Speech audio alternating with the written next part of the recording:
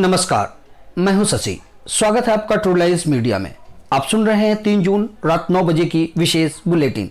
बीते 24 घंटों में कोरोना संक्रमित की संख्या पहुंची 2,07,615। वहीं इस बीमारी से ठीक होने वालों का आंकड़ा पहुंचा 1,03,303, जबकि इस बीमारी से जान गंवाने वाले मरीजों की संख्या हुई 5,815।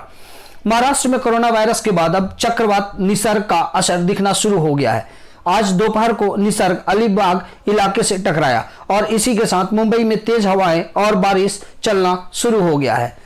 किसानों से जुड़े 2 अध्यादेशों को सरकार की मंजूरी।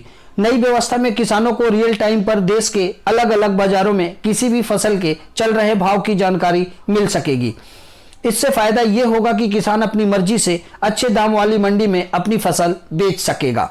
मोदी सरकार ने चीन पर चोट करते हुए 53 दवाओं के उत्पादन में आत्मनिर्भर भारत का नया बनाया प्लान। इसके लिए सरकार ने प्रोडक्शन लिक्विड इंटेंसिव स्कीम को नोटिफाई कर दिया। असम डिलिमिटेशन मामले में मुख्य न्यायाधीश की अध्यक्षता वाली कोर्ट ने अंतरिम स्टे लगाने से सुप्रीम कोर्ट ने किया इनकार। इस मामले की सुनवाई करते हुए कोर्ट ने कहा कि एक्स पार्ट स्टे नहीं दे सकते, हमें सरकार को भी सुनना होगा। सर्विस सेक्टर में 14 साल की दूसरी बड़ी गिरावट, नौकरियों पर चली कैंची। IHS मार्केट के जारी रिपोर्ट में कहा गया है कि सेवा कारोबार गतिविधि सूचकांक 12.6 दर्ज किया गया। हालांकि यह आंकड़ा अप्रैल 2020 के ऐतिहासिक निचले स्तर 5.4 से काफी अधिक है। इन्फोसिस के 74 कर्मचारी करोड़पति। चेयरमैन नीलेकणी ने स्वेच्छा से अपनी सेवाओं के लिए कोई वेतन नहीं लिया। संविधान से इंडिया शब्द हटाने की मांग वाली याचिका पर सुप्रीम कोर्ट ने दखल देने से किया इनकार। चीफ जस्टिस ऑफ इंडिया ने कहा कि हम ये नहीं कर सकते क्योंकि पहले ही संविधान में भारत नाम ही कहा गया है। पश्चिम बंगाल की मुख्यमंत्री ममता बनर्जी ने प्रवासी मजदूरों को आर्थिक सहायता देने की मांग उठाते हुए केंद्र सरकार से मजदूरों को 10,000 रुपए देने की अपील की।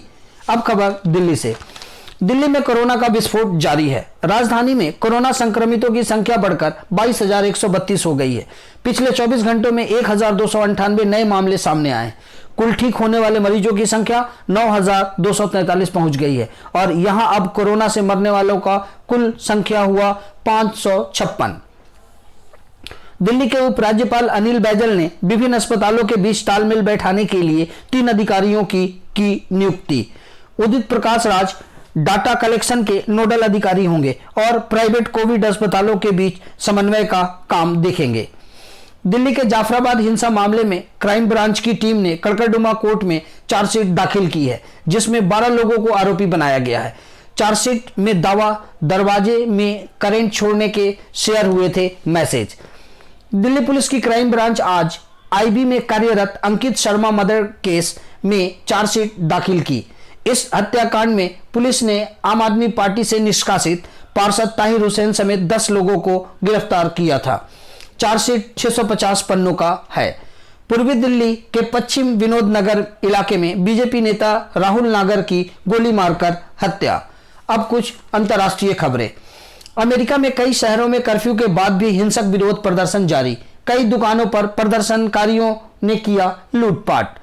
ब्राजील में एक दिन में सामने आए रिकॉर्ड 29,000 कोरोना संक्रमितों के केस। अभी तक 31,000 से ज्यादा मौत।